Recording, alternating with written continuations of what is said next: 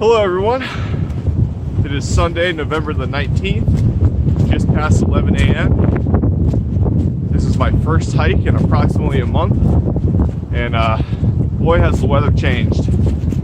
My last couple hikes in the Great Balsam Mountains were around 60 degrees Fahrenheit, and currently it's in the mid-20s. A cold front came through last night, dropping the temperatures from 40 to 50 degrees to 10 to 25 degrees on the forecast today.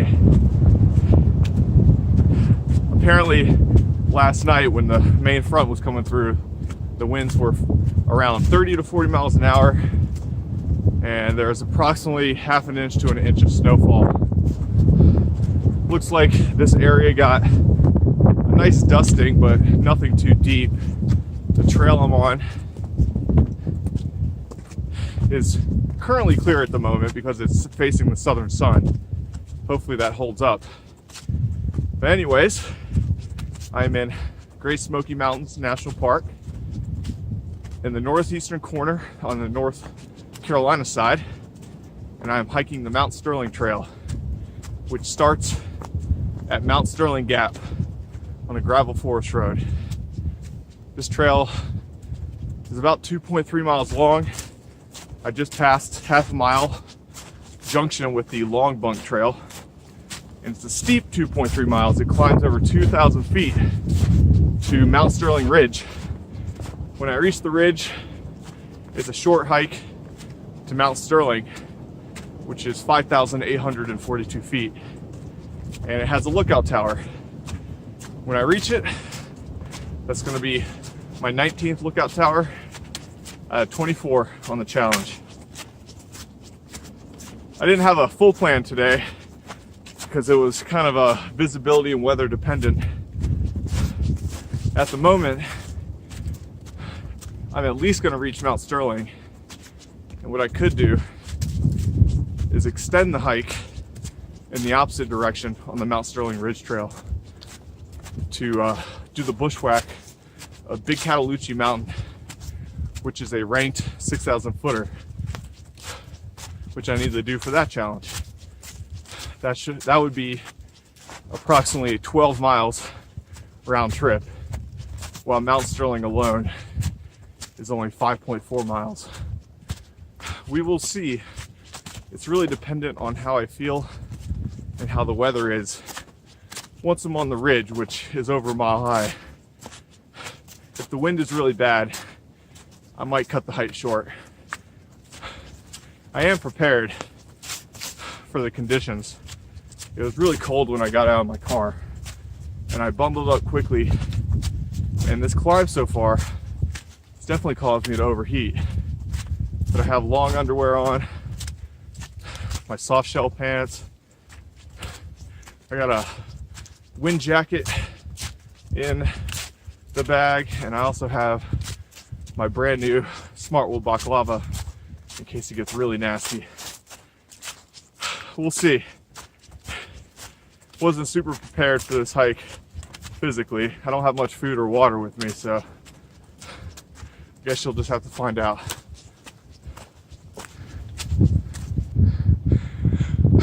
It's been probably 10 minutes since the last video segment, and the trail swung on the north side of this ridge, and immediately the temperatures have dropped 15 degrees or so. The wind is heavier or faster, and it's a beautiful winter wonderland. I'm guessing it's close to an inch on this side already, and I'm at least 1,200, 1,400 feet below the summit, so it can only get thicker. It's very beautiful.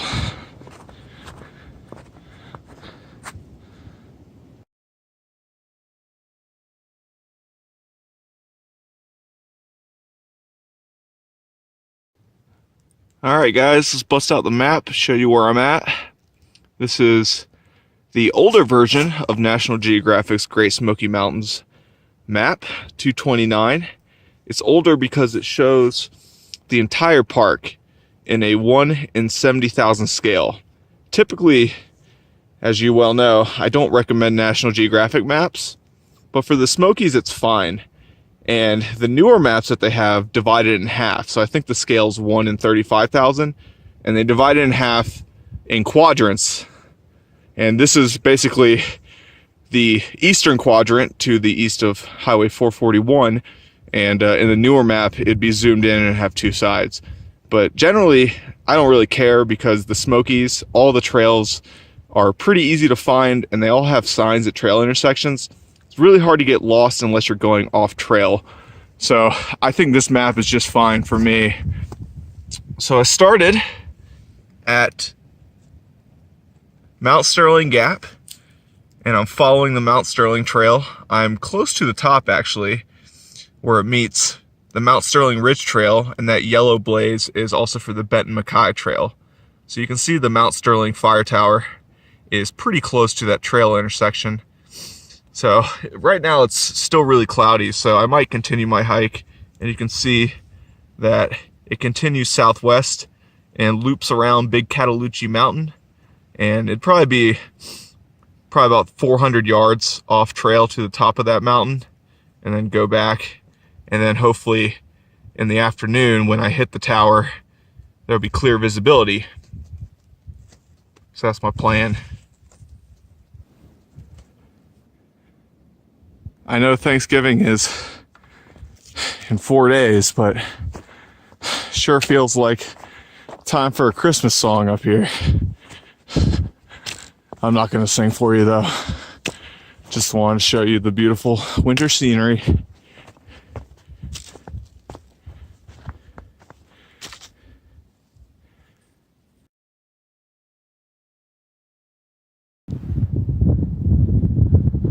I'm currently heading southwest on the Mount Sterling Ridge Trail, descending towards Pretty Hollow Gap.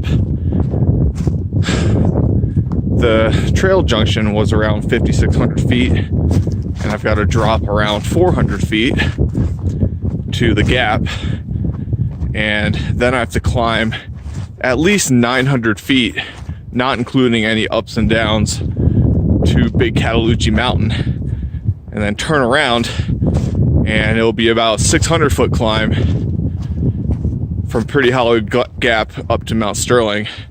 So that's 1,500 feet right there, not including the roughly 2,000 feet elevation gain that I just did on the Mount Sterling Trail. So it looks like this hike is going to be at least 3,500 feet of elevation gain. Pretty gnarly, but it makes it easier when it's cold and you're not overheating.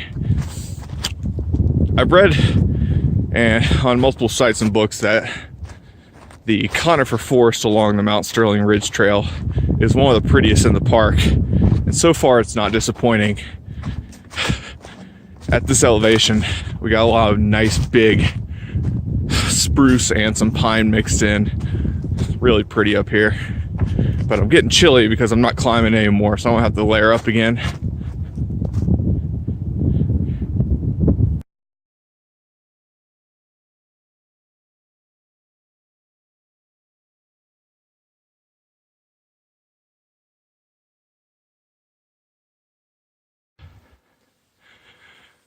I've begun my bushwhack up to Big Cataloochee Mountain. It's going to be at least a 500-foot climb. And I got off the trail a little bit earlier than I planned on, just because this whole stretch, about half a mile before the turnoff point I was looking at, the forest is really open up here. So even though it's steep, I don't really have many obstacles for the first few hundred feet. And I'm only about 2,100 feet from the summit, distance-wise. So as long as I don't run into any thick rhododendron or anything, I should make it there no problem. It's weird at this elevation, this kind of forest right here. I made it to the top. It took around 30 minutes or so. I don't know if I took the best route. The first half of it was pretty steep, even though the forest was mostly open. But once it leveled out around 6,000 feet, it opened up going through this conifer forest. There's always a lot of nice gaps when you get in these type of trees.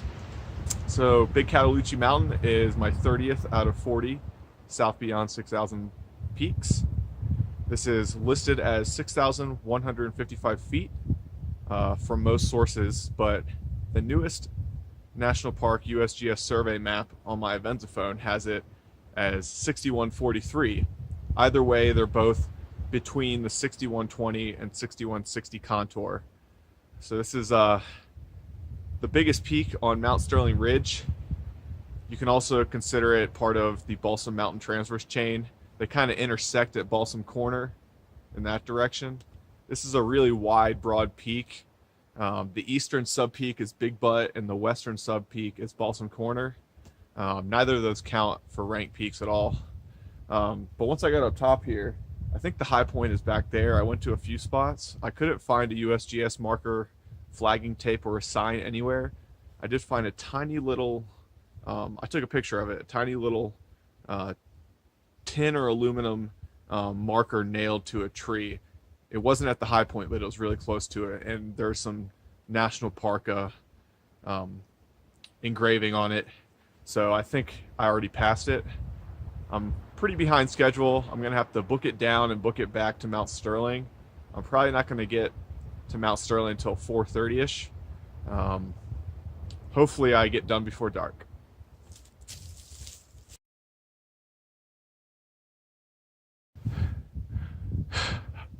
Finally, that hike out of a Pretty Hollow Gap was tougher than I was expecting. Finally made it to Mount Sterling around 5:15, and it's close to sunset, if not already sunset. So this tower, I forget the year, but it's 60 feet high, and this is the highest elevation fire tower in its original state remaining in the eastern US. Clingman's Dome and Mount Mitchell are both taller mountains, but their original fire towers have been completely torn down, and now there's observation decks. So this is a steel Aermotor tower, and this is how it was 70 years ago. I guess I'll go up there and check it out. Hope clouds don't blow in.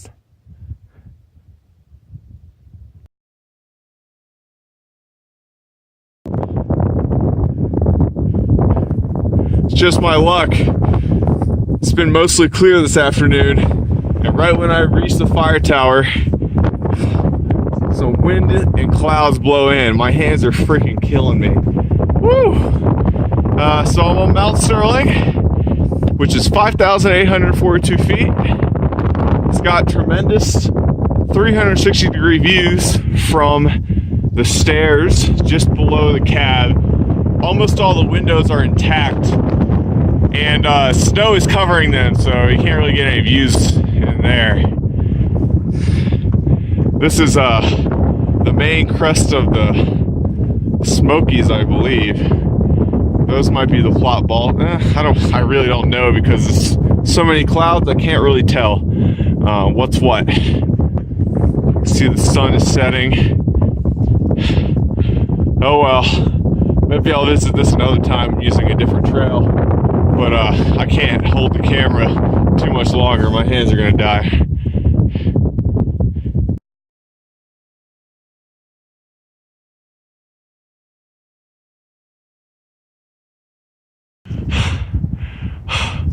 A little clearer to the south. Beautiful colors from sunset.